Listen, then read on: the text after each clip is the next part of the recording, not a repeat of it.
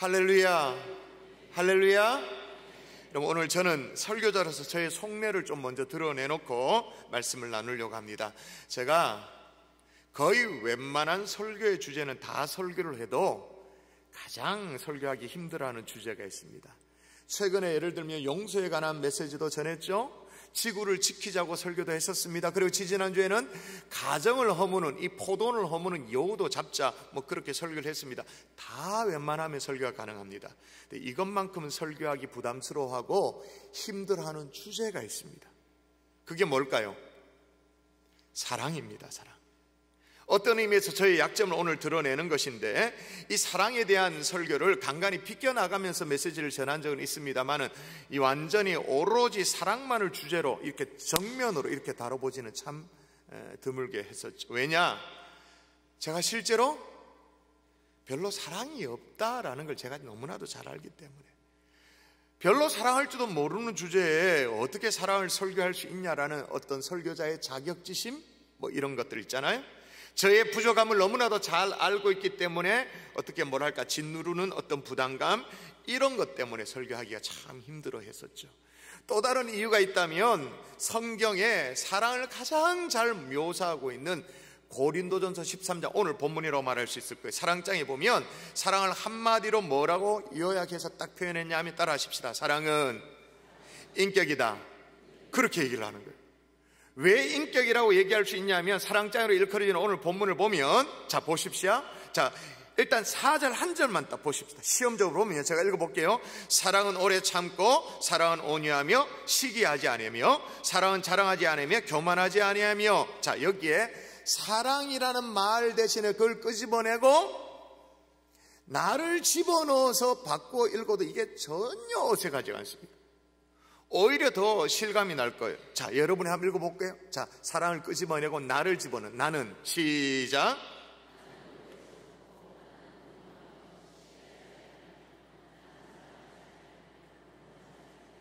어색해요, 안 어색해요?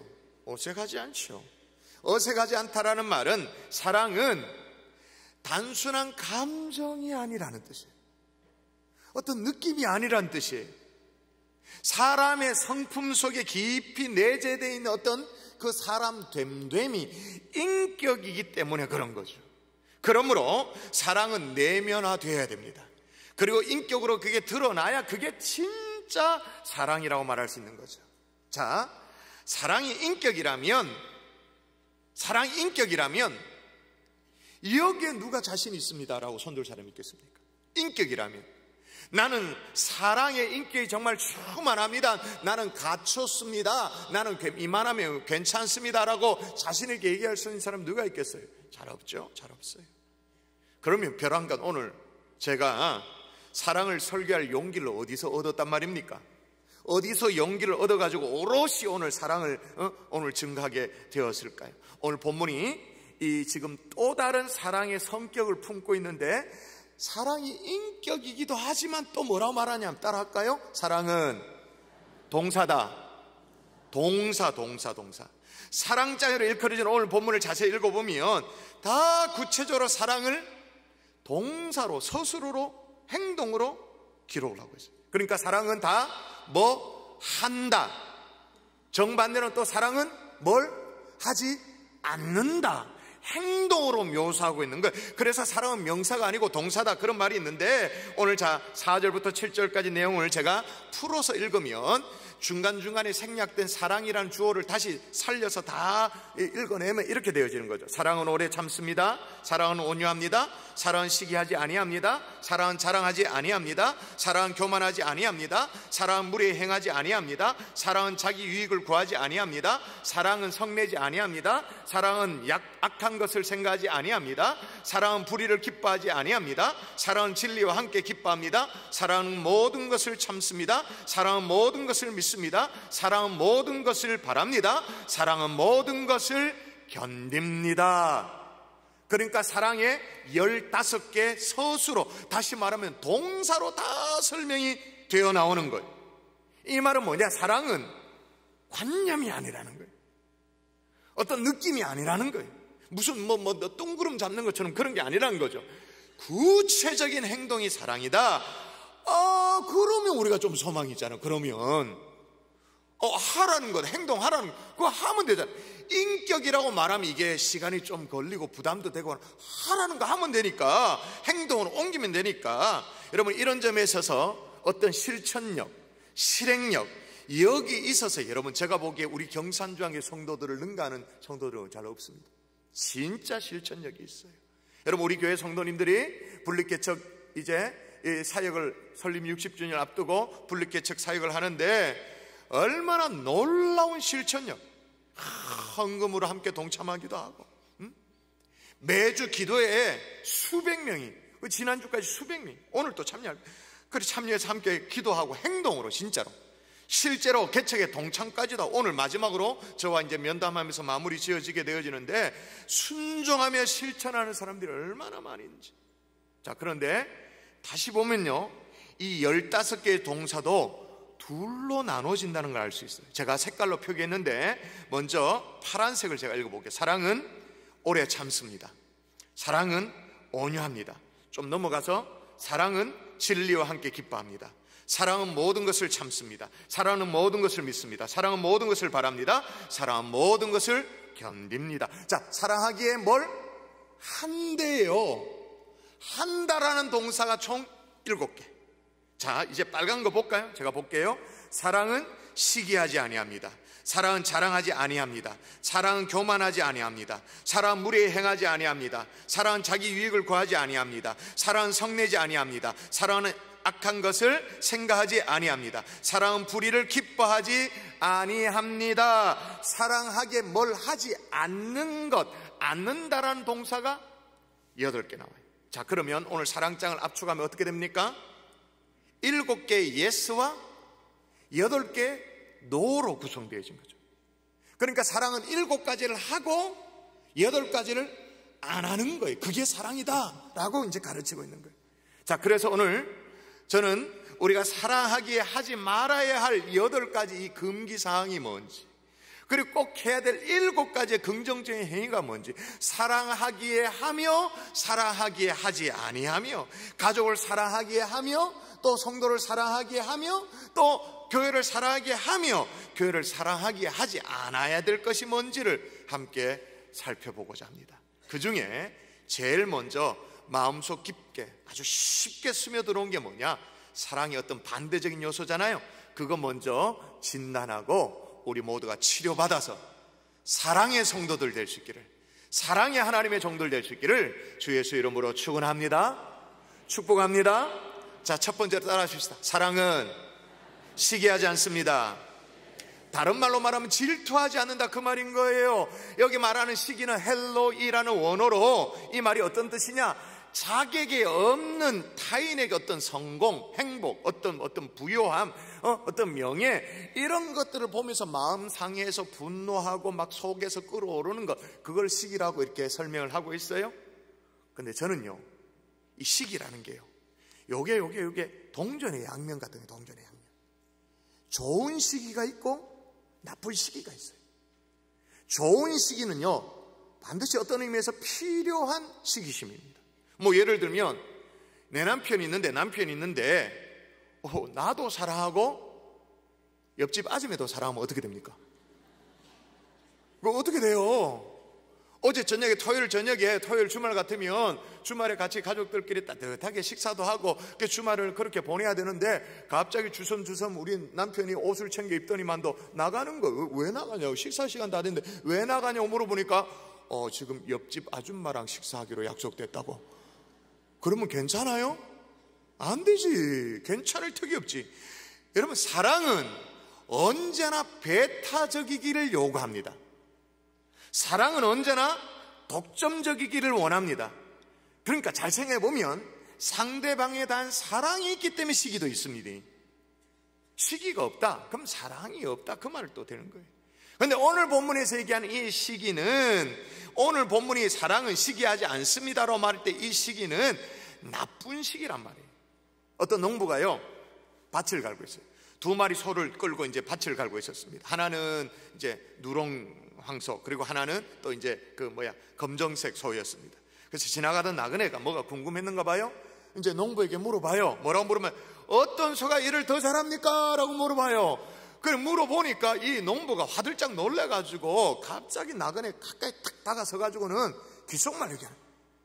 누렁소가 더 일을 잘합니다 그러는 거예요. 갑자기 귓속말로 얘기하니까 그렇잖아요. 아니 왜 귓속말로 얘기하냐라고 물으니까 저쪽 검둥이 소가 들으면 질투하기 때문에 안 된다는 거예요. 그게 귓속말 얘기는 거예요. 오늘 본문에 얘기하는 이 시기라는 것은요 굉장히 유치합니다. 사람들이 진짜 치사하게 만들어버립니다. 그런 질병과도 같아요. 여러분 소위 시기라는 것이 가인의 병이라고 일컬어지잖아요. 여러분 성경 읽어서 아시죠? 가인 두 형제가 있었습니다. 나란히 하나님 앞에 제사를 드렸습니다. 근데 하나님은 동생의 제사는 기뻐 받으시고 형의 제사는 거절하시는 거죠. 받지 않으셨어요. 왜? 형의 제물과 제사와 이 예배에 임하는 태도 자체가, 그 마음 자체가 한량미달이었기 때문에 그 거절당한 형이, 동생은 하나님이 받으시는 걸 보고 시기심이 발동되어 어떻게 합니까? 동생을 쳐 죽이죠. 인류 최초의 살인자가 되는 거예요. 같이 한번 읽어볼까요? 그 본문입니다. 같이 시작. 가인과 그의 제물은 받지 아니하신지라 가인이 몹시 분하여 안색이 변하니. 분하여 안색이 변했다. 왜? 시기심 때문에. 그래가지고 어떻게? 동생 아벨을 죽여버리는 거예요. 아버지가요 동생만 참 사랑하는 것 같아요. 아버지가 동생만 생각해서 동생에게만 채색 옷을 지어서 입히고 있어요. 형들이 또 시기가 발동했습니다. 이걸 늘 못마땅하던 이 생각했던 이 형들이 동생이 이때다 싶어가지고 동생을 이제 다른 먼 나라에 종으로 팔아 넘겨버립니다. 그리고는 돌아와서 아버지에게 이렇게 해가지고 돌려대면서 이제 둘러대면서 거짓말을 쭉 하죠. 그렇게 팔아먹은 사람이 누구예요? 요셉의 형. 시기심 때문에 집 나간 동생이 집에 돌아왔어요. 동생은 물론 아버지의 그 재산을 탕진을 하긴 했습니다만 그럼에도 불구하고 아버지는 너무 기뻐가지고 아랑곳하지 않고 동생을 끌어안고 살찐 송아지 잡으라고 말하고 잔치 베풀라고 그렇게 합니다. 그런데 형은 자기 동생을 시기하는 마음 때문에 그 잔치에 즐겨 들어갈 수가 없는 거예요. 그건 누구였어요? 누가복음 15장에 나오는 탕자의 형. 제가 지금 성경에 나오는 형제간의 스토리를 지금 다 얘기했어요. 당연히 우애가 있어야 되는 형제잖아요. 사랑해야 되는 사이가 형제잖아요. 그럼에도 불구하고 이 시기심이 발동하니까 형제가 경쟁 상대가 된 거예요. 자, 이런 교회가 있었습니다. 어느 교회가 이랬을까요? 경산조양교회로 말하면 안 되고 어느 교회가 그랬을까요? 고린도 교회. 오늘 사랑장을 쓰고 있는 고린도 전서의 고린도 교회. 자, 어떤 형편이었는가? 네 형제들아 읽어볼까요? 네 형제들아 시작.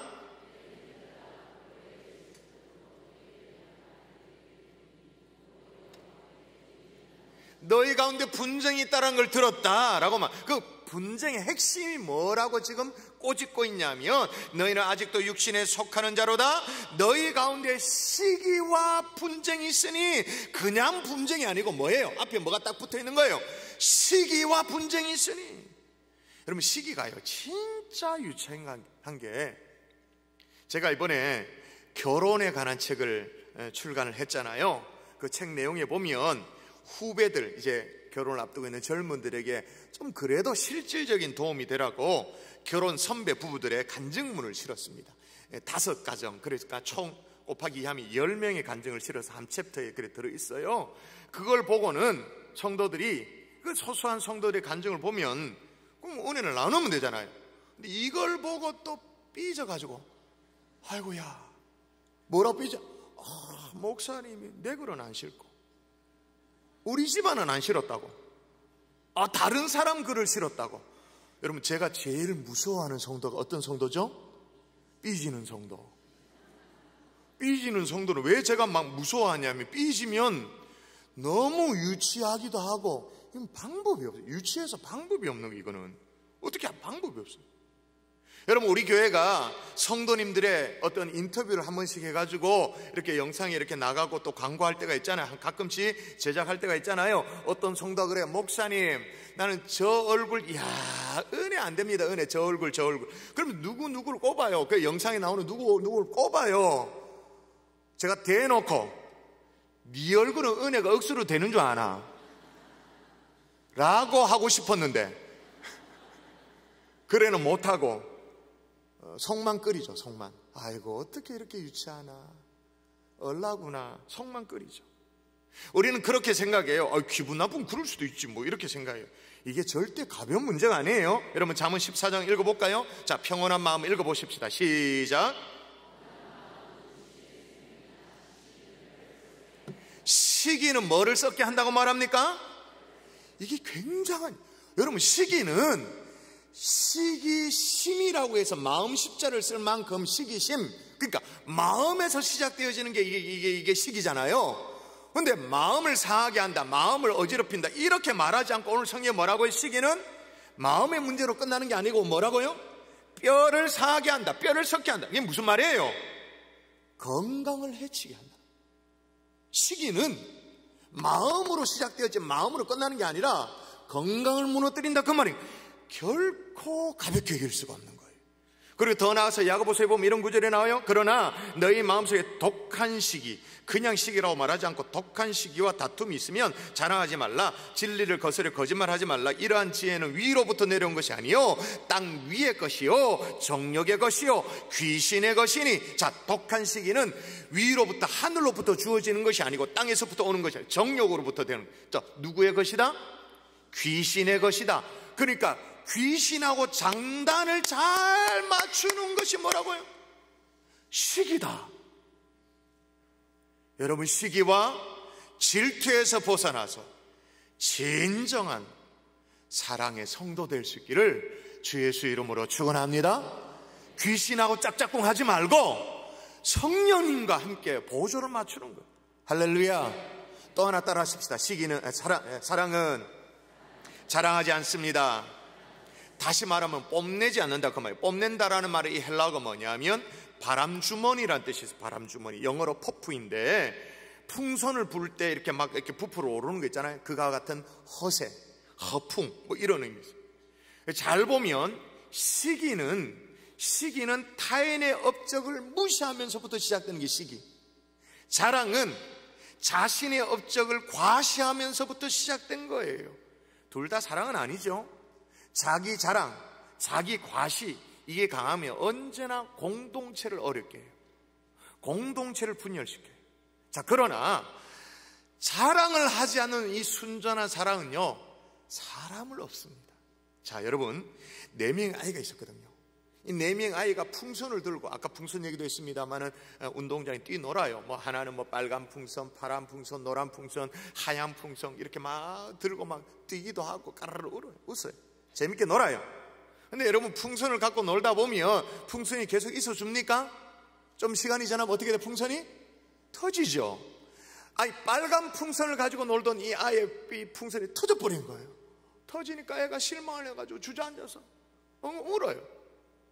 친구가 우는 걸 보고 파란 풍선을 가지고 있었던 아이가요, 풍선을 이렇게 잡아 당겨가지고 끌어내려가지고 풍선을 손가락으로 꼬집어가지고 터뜨려 버리는 거예요.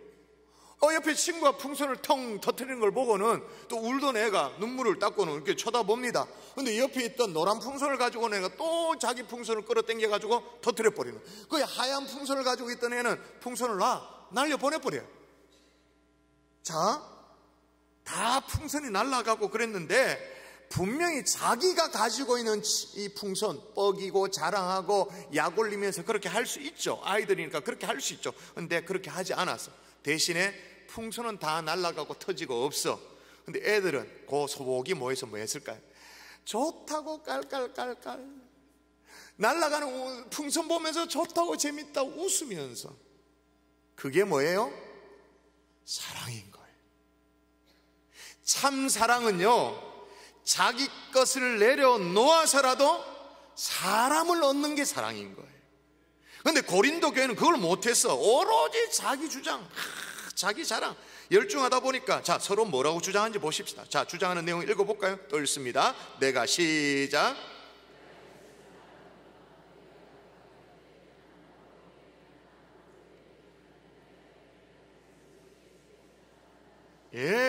나는 바울에게, 나는 아볼레에게, 나는 게바에게, 나는 그리스도에, 뭐 각 각자 자기 주장, 자기 자랑. 근데 더 핵심적인 건 뭐냐? 너희가 각각 이르되 나는 바울, 나는 아볼로, 나는 게바. 각각. 무슨 말이에요? 공동체 안에 균열이 생긴 거예요. 각각. 지금 이거 다 뭐 하는 거예요? 자랑질 하는 거죠. 바울이 이 문제에 대해서 고린도 교회가 다른 게 이게 지금 문제가 아니라 못 배워서 그렇다 라는 결론을 내리고, 참 사랑이 뭐냐 다시 가르치는 거예요. 진짜 사랑이 뭐냐? 그러면서 사랑은 오래 참고, 사랑은 온유하며 시기하지 아니하며 사랑은 자랑하지 아니한다라고 가르치고 있는 거예요. 여러분, 자기를 내려놓는 한이 있더라도 사람을 얻는, 자랑하지 않는 하나님의 종들 될 수 있기를 주 예수 이름으로 축원합니다. 또 하나 따라 하십시다. 사랑은 교만하지 않습니다. 자, 이제 보면 여러분 이게 연쇄 반응이라 아시겠죠? 자, 다른 사람을 시기하는 사람이 자기 자신에 대해서는 뭐 할 가능성이 많을까요? 자기 자신에 대해서는 자랑하지. 뭐 할 정도로 자랑을 해요? 교만할 정도로 자랑하죠. 그런데 여러분, 이 교만 또한 가볍게 볼 수 없는 것이 성경의 가르침을 보면 이렇게 나옵니다. 교만은 패망의 선봉이요 거만한 마음은 넘어짐의 앞잡이니라 라고 말합니다. 자, 그 다음 구절 여러분 또 읽어볼까요? 무릇 읽습니다. 시작.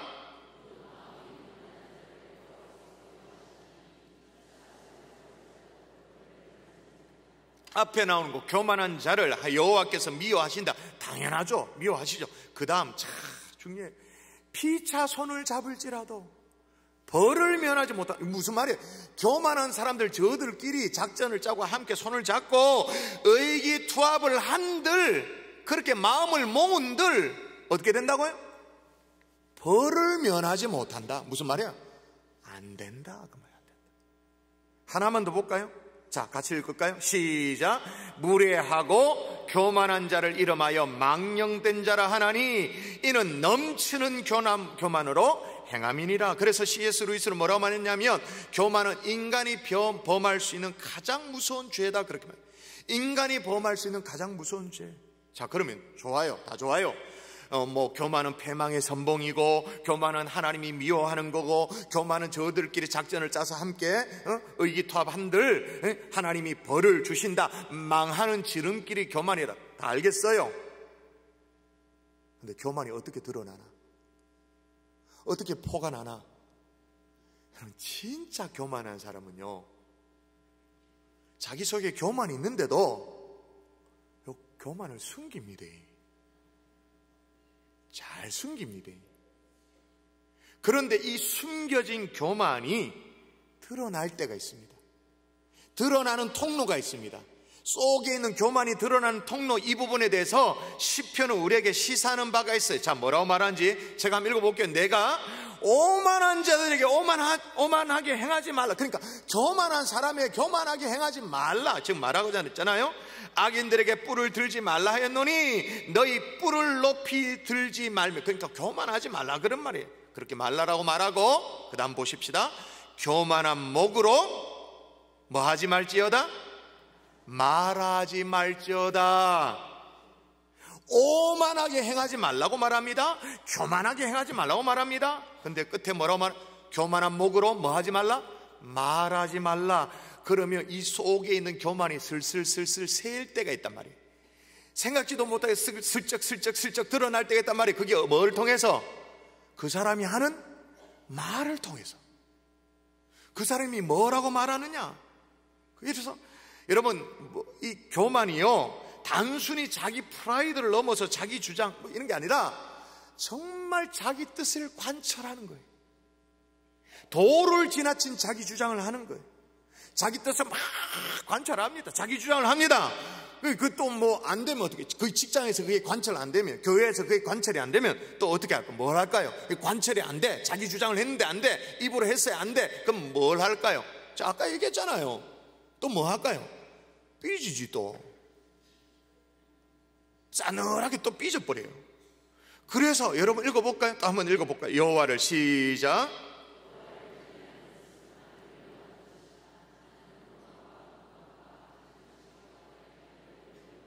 여기 보니까 교만과 뭐를 미워한다고 말합니까? 패역한 예.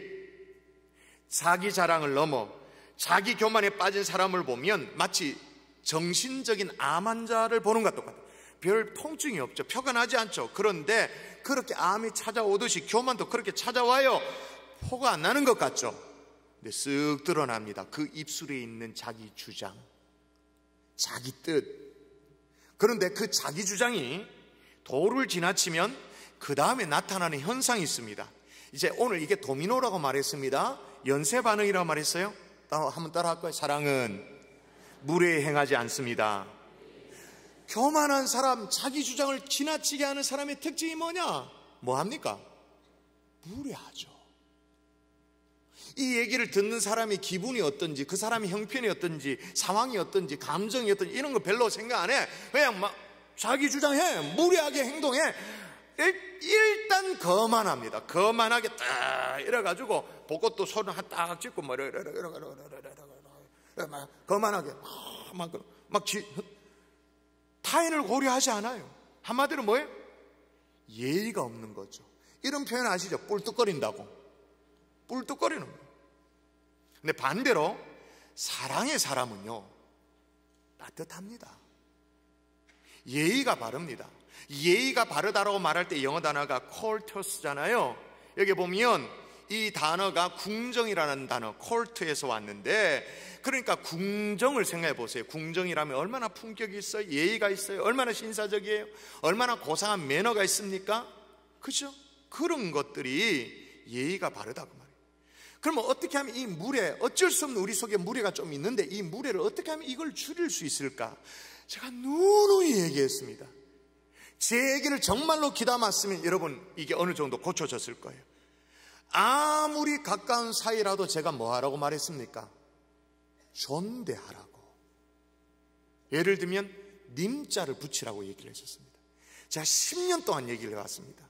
정말 목사 얘기를 아멘으로 받았으면 여러분의 삶의 변화가 일어날 거예요. 존대하는 거예요. 교회 안에서도 함부로 말을 놓지 않는 거예요.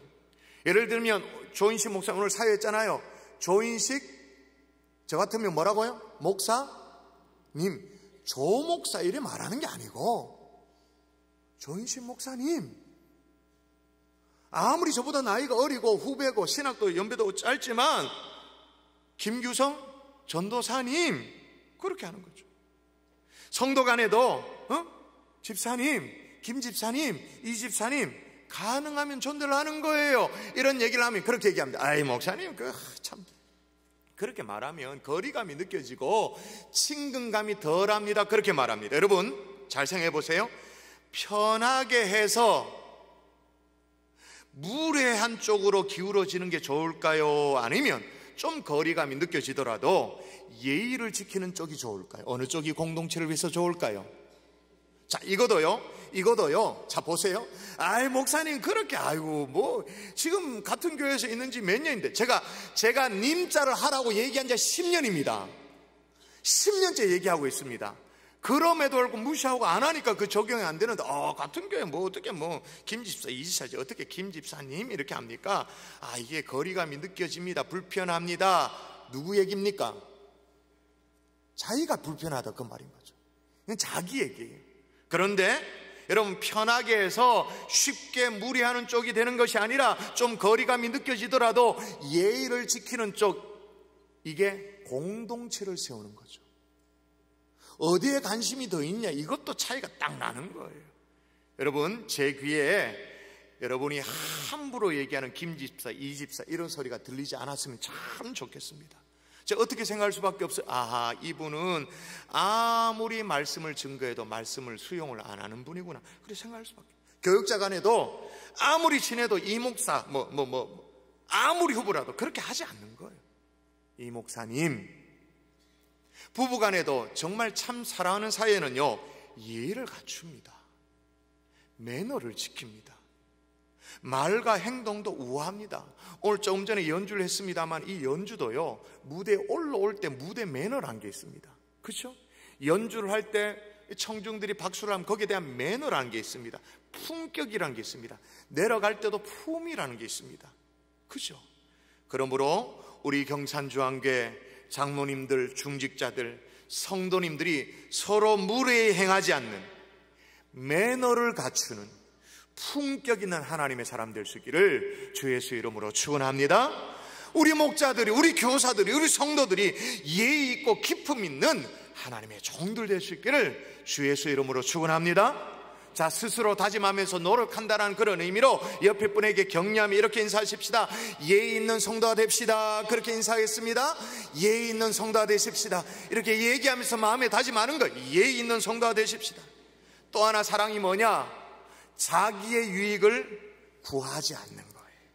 여러분, 지금까지 자 보세요. 복습하면 시기하지 않는다고 말했습니다. 자랑하지 않는다고 말했습니다. 교만하지 않는다고 말했습니다. 무례히 행하지 않는다라고 말했습니다. 자, 그럼 거꾸로 시기해요, 자랑해요, 교만해요, 그리고 무례히 행해요. 공통점이 뭘까요? 시기하고 막 자랑하고 막 교만하고 참 예의가 없어요. 버르장머리가 없어요. 공통점이 뭐예요? 다 얼라들이에요. 이게 뭐 나이가 적다 이런 얼라가 아니고 정말 미성숙한 얼라들의 특징이죠. 더 나아가서 얼라들의 나타나는 현상이 뭐냐? 집밖에 몰라. 집이 전부인 줄 알아. 얼라들의 특징이 그래요. 이 얼라 같은 상황이 고린도 교회 안에 일이 톡 벌어진 거예요. 뭐냐면 어떤 상황이 벌어졌냐? 애찬식을 하는데, 다른 말로 하면 성찬식을 하는데, 여러분, 우리가 성찬식을 할 때와 이 당시의 성찬식은 좀 다르거든요. 어떻게 하냐? 자기가 음식을 가져와서 성찬을 나누고 그 다음에 이제 함께 식사 교제를 하는 거죠. 애찬을 함께 나눈 거죠. 그런데 그러면 가져올 것이 없는, 음식을 가져올 것이 없는 가난한 사람은 왜 합니까? 그러면 좀 넉넉하게 가져온 사람들이 좀 나눠주면 좀 뭐 돼요? 나눠주면 되잖아요. 근데 그걸 꼭 자기 거라고, 자기가 가져온 거라고 배불리 먹고 마시고 취하고. 성경에 다 기록이 나와요. 읽어보세요. 읽어봅시다. 자, 고린도 교회 형편이었습니다. 시작.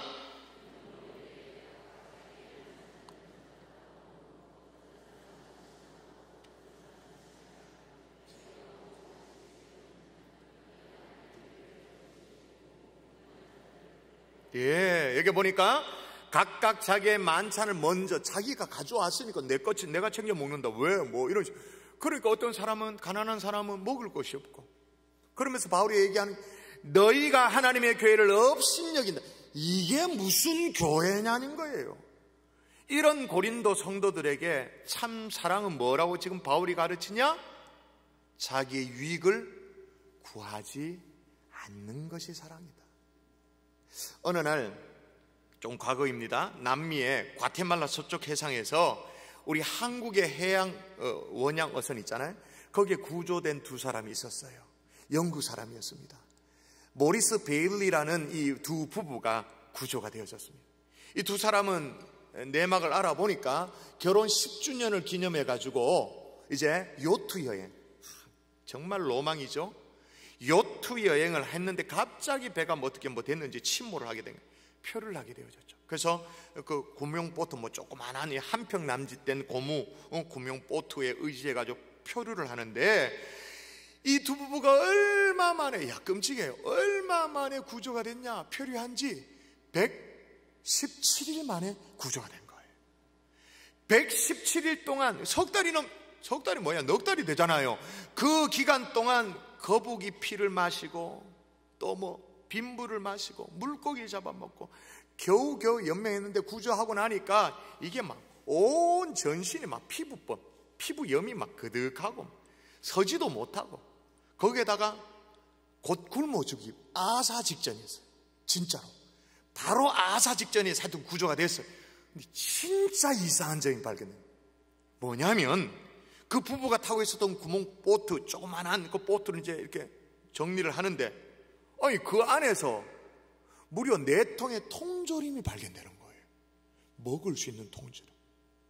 그리고 식수, 그 바닷물 말고 짠물 말고 식수가 무려 11리터가 발견이 되는 거예요. 그 PT병 안 딴 거, 안 먹은 거.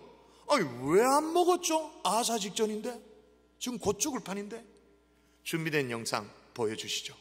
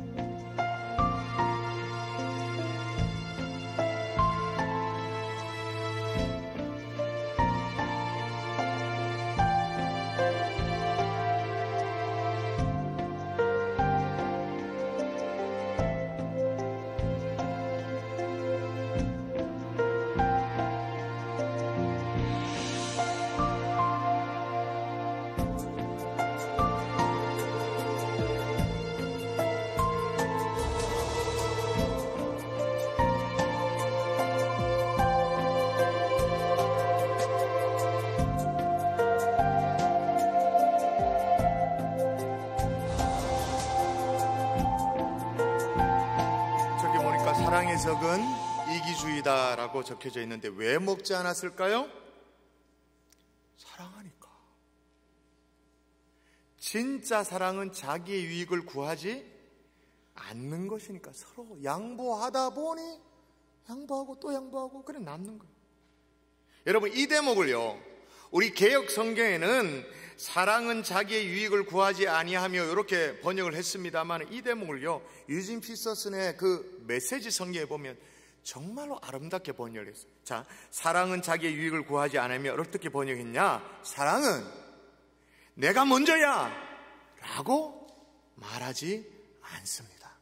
이걸 정말 실제적으로, 사랑은 자기의 유익을 구하지 않는다, 이 대목을 실제로 더 와닿도록 어떻게 번역했냐? 사랑은 내가 먼저야 라고 말하지 않습니다. 그러면 어떻게 말할까요? 당신이 먼저야. 교회 같은 뭐예요? 아이, 성도님이 먼저죠. 그죠? 여러분, 진실된 사랑은 내 것을 챙기는 게 아니에요. 주는 거예요. 주는 거. 그래서 우리가 주려고 되게 애를 써보고 있잖아요. 분립 개척을 하면서 설립 60주년을 기념해서 분립 개척에도 최선을 다해서 물질도 주고 사랑도 주고 성도도 주고 정성도 주라고. 왜? 주는 게 진짜 사랑이라고 배웠으니까. 주는 자가 복이 있다고 정말 믿으니까. 그래서 교육자들이 결정을 했다고 제가 토요일날 말씀드렸죠. 또 금요일 말씀드렸나? 월화수 금식하면서, 이번 이제 내일부터 월요일입니다.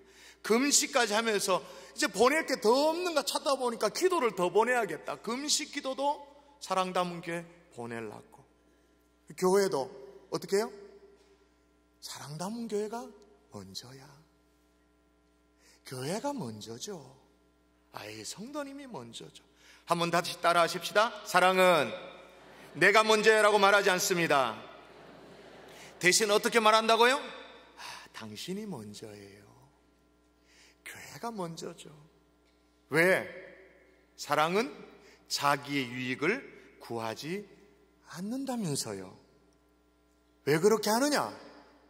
사랑하니까. 왜 주는가? 사랑하니까. 말씀의 결론이에요. 여러분, 요즘 살다 보니 자꾸만 막 시기심이 올라오고 막 질투가 올라와요. 자기 자랑의 어떤 욕구가 올라와요. 근데 막 교만해져가지고 자꾸 내 주장, 내 뜻을 관철시키고 싶어지나요? 그러다 보니까 어느 날 막 거만해져, 나도 모르게 거만해지고 막 무례해졌어요. 내가 먼저야 라고 그렇게 막 소리를 지르고 싶은 그런 욕구가 막 생기나요? 이거 몽땅 다 뭐가 식은 겁니까? 대답하세요. 뭐가 식은 거예요? 사랑이. 여러분, 직장에서 아무리 직급이 올라가도, 부부의 뭐 결혼 기념일이 20년, 30년 아무리 세월이 지나도, 신앙생활 하면서 직분이 올라가고 신앙 연수가 더해져도 내가 없으면 교회가 막 안 돌아갈 것처럼 동문소주하며 그렇게 죽도록 봉사를 해도 사랑이 없으면 뭐라고요? 자, 여러분이 확인하십시다. 사랑이 없으면 뭐란? 시작.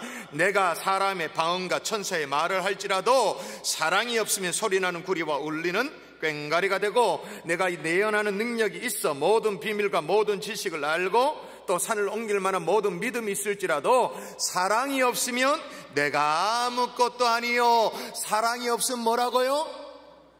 Nothing. Nothing이란 뭐예요? 여기 뭐 이렇게 먼지가 있어요. 그러면 어떻게 합니까? 후, 불죠.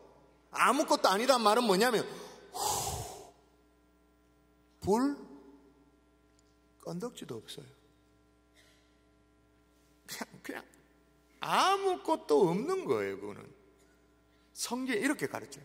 사랑이 없으면 아무것도 아니다. 오늘 다시 한번 우리 자신을 점검해보는, 기독교 신앙의 가장 정수라고 말할 수 있는 사랑을 점검하는 하나님의 종들 될 수 있기를 주의 이름으로 축원합니다.